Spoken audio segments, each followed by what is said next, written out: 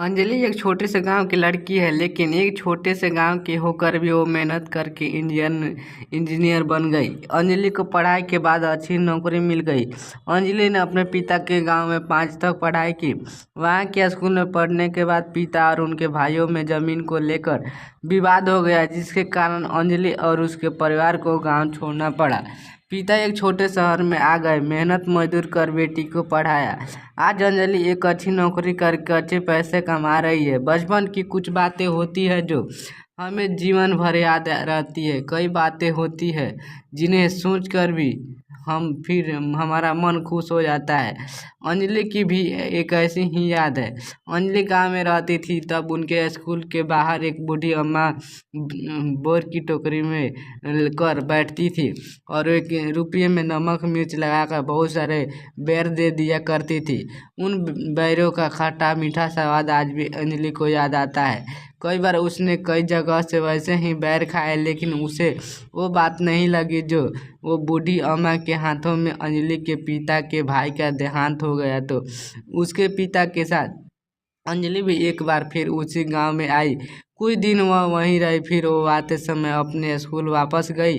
उसे लगा कि वो एक बार अपने बचपन का स्कूल देखकर आ जाएगी। वो स्कूल गई और उसे आश्चर्य हुआ कि वो बूढ़ी अम्मा आज भी वहीं बैठी है, बैर की टोकरी लिए। पहले जो ज़्यादा बूढ़ी हो गई, सुनाई भी कम देता है। अंजलि उन्हें देखकर बहुत खुश हुई। वो उनके पास जाकर बोलती है, अम्मा बैर दो। अम्मा बैर देती है। बैर अब 1 रुपये की जगह 5 रुपये के हो गए थे।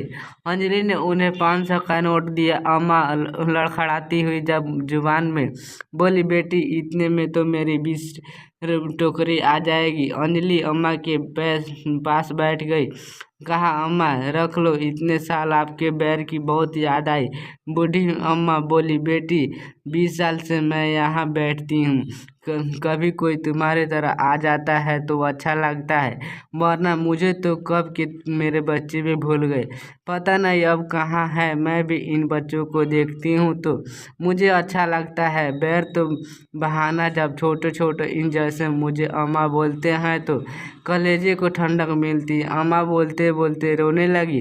अंजलि को भी रोना आ गया। अंजलि बोलती, अम्मा अब तुम्हारी यह बच्ची तुम्हारा ख्याल रखेगी। अंजलि ने अपने गांव के रिश्तेदार से बोलकर अम्मा के रहने का इंतजाम करवा दिया। अंजलि की मदद से अम्मा को अब खाने और रहने की कोई परेशानी नहीं, लेकिन बूढ़ी अम्मा अभी भी टोकरी लेकर स्कूल के बाहर जाती है।